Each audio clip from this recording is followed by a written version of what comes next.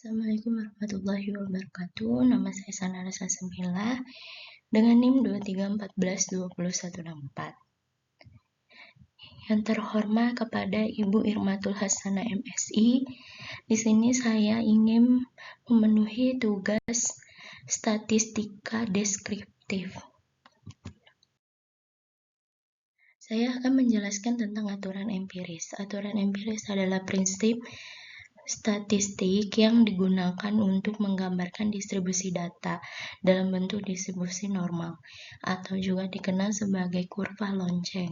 Aturan ini menjelaskan bagaimana data tersebar di sekitar rata-rata berdasarkan simpangan baku dan memberikan perkiraan proporsi data yang berada dalam jarak tertentu dari rata-rata. Karakteristik utama aturan empiris yang pertama, distribusi normal. Aturan ini berlaku untuk dataset yang didistribusinya mendekati kurva lonceng dengan nilai mean rata-rata, median nilai tengah, dan modus nilai yang sering muncul yang hampir sama. Yang kedua, sebaran data dalam standar deviasi itu ada 3. Yang pertama, 68% data, sekitar 68% data berada dalam satu standar deviasi dari mean atau rata-rata. Rumusnya itu rata-rata ditambah atau dikurang simpangan baku.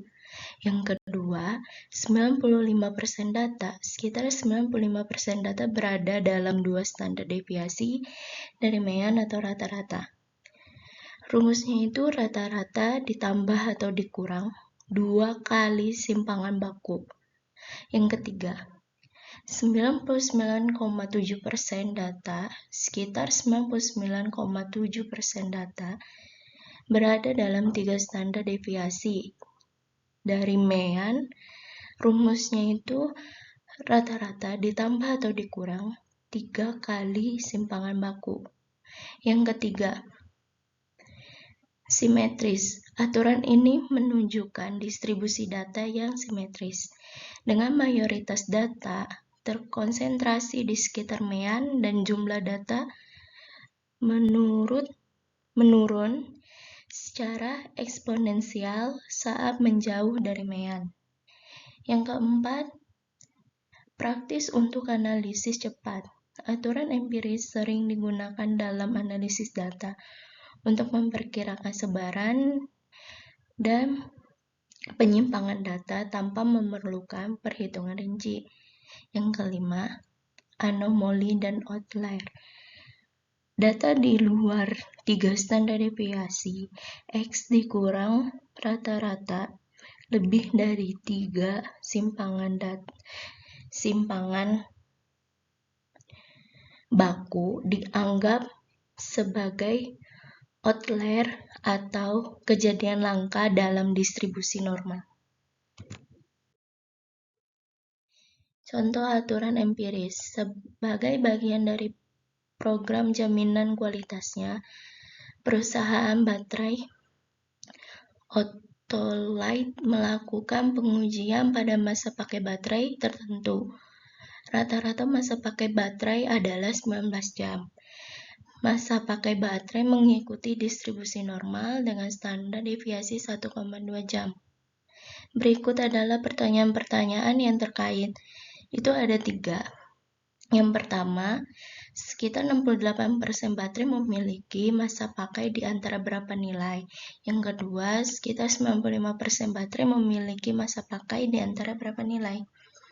Yang ketiga, secara praktis, 99% atau lebih baterai memiliki masa pakai di antara berapa nilai. Solusi pertanyaan aturan empiris. Berdasarkan aturan empiris, kita dapat menjawab pertanyaan-pertanyaan berikut. Yang pertama, menurut aturan empiris, sekitar 68% data berada dalam rentang 1 standar deviasi dari rata-rata, yaitu antara 17,8. Didapat dari rata-rata masa pakai baterainya itu 19 jam dikurang standar deviasinya itu kan 1 ya. Jadi 1 kali simpangan bakunya itu kan 1,2 jam. Jadi 19 dikurang 1,2 jam itu hasilnya 17,8 jam. Dan 20,2 jam itu didapat dari 19 ditambah 1 standar deviasi dikali 1,2 jam. Jadi 19 ditambah 1,2 jam itu hasilnya 20,2 jam. Yang kedua, sekitar 95% baterai memiliki masa pakai di antara 16,6 dan 21,4 jam. Menurut aturan empiris, sekitar 95% data berada dalam rentang 2 standar deviasi dari rata-rata, yaitu antara 16,6 itu didapat dari 19 dikurang 2 kali 1,2, yaitu kan rata-rata masa pakai baterainya itu kan 19 jam. Kita cari dulu yang 2 kali 1,2-nya itu. Jadi totalnya itu kan 2,4. Nah, untuk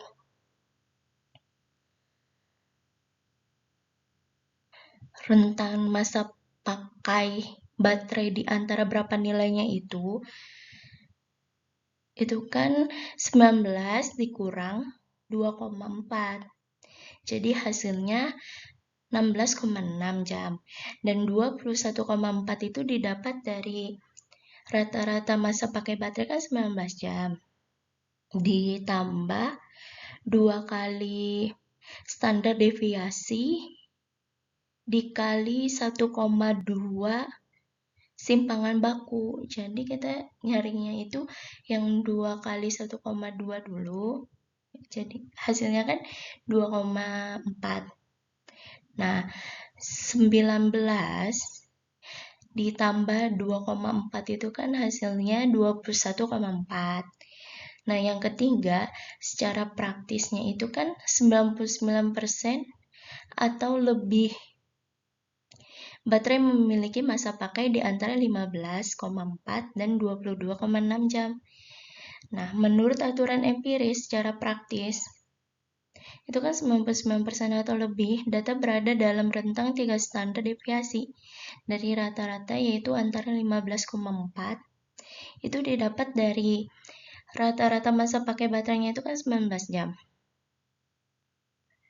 dikurang 3 kali standar deviasi dikali 1,2 simpangan baku. Jadi 3 kali 1,2 itu kan hasilnya 3,6. Nah, rumusnya itu kan rata-rata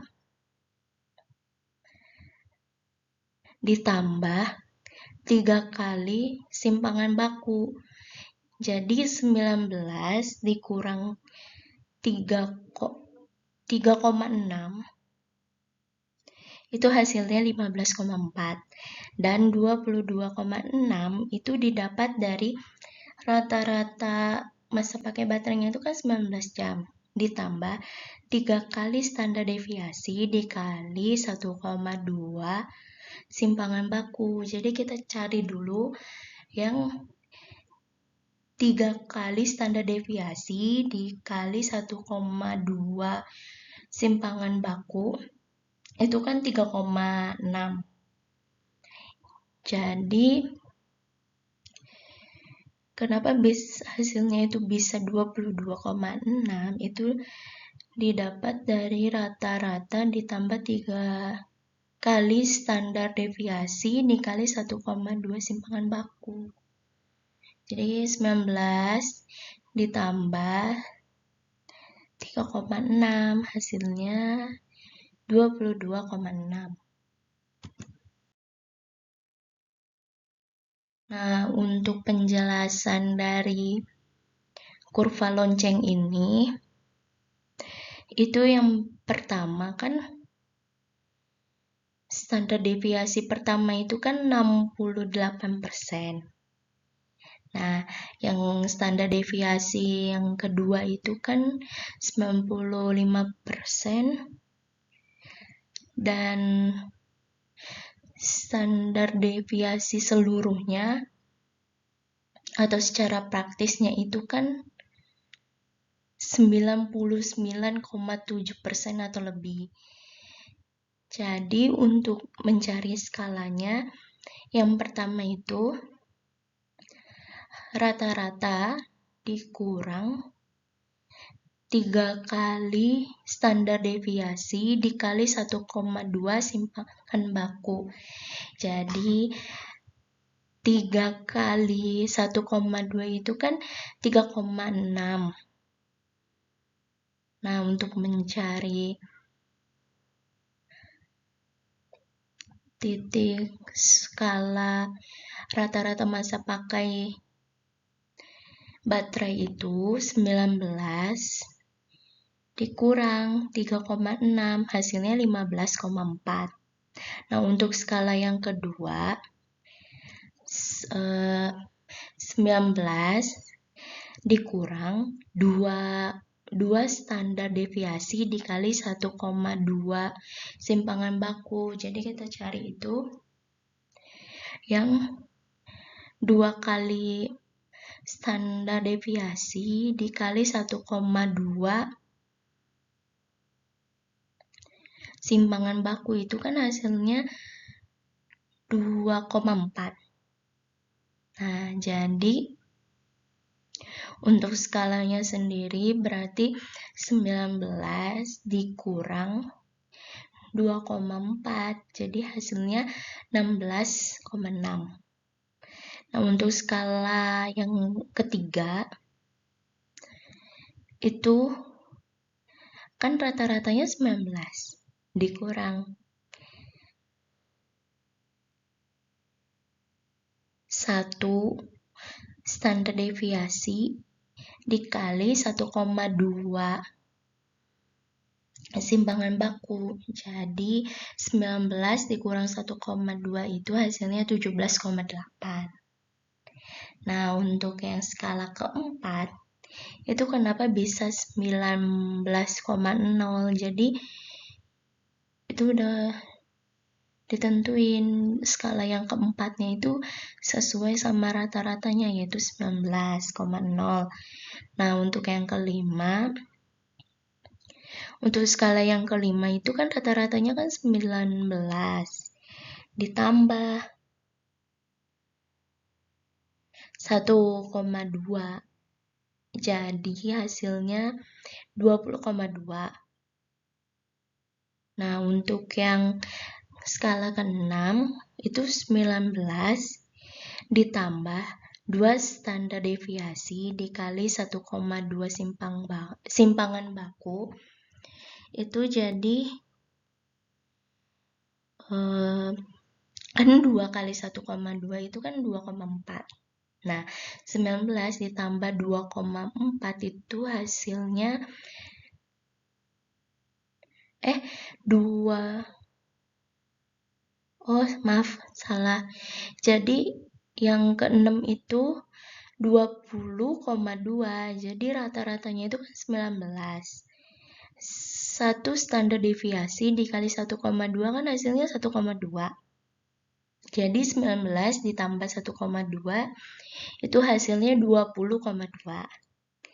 Nah, untuk yang skala ke-7 itu kenapa bisa hasilnya 21,4? Karena kan rata-ratanya 19 ditambah 2 kali 1,2 simpangan baku. Jadi 2 kali 1,2-nya 2 kali 1,2 itu kan hasilnya 2,4. Nah, 19 ditambah 2,4 sama dengan 21,4. Nah, untuk yang skala yang ke-8 atau skala terakhir itu kenapa bisa 22,6? Itu didapat dari rata-ratanya kan 19 ditambah 3 3 standar deviasi dikali 1,2 simpangan baku. Jadi 3 kali 1,2 itu kan 3,6. Nah, 19 ditambah 3,6 hasilnya itu 22,6.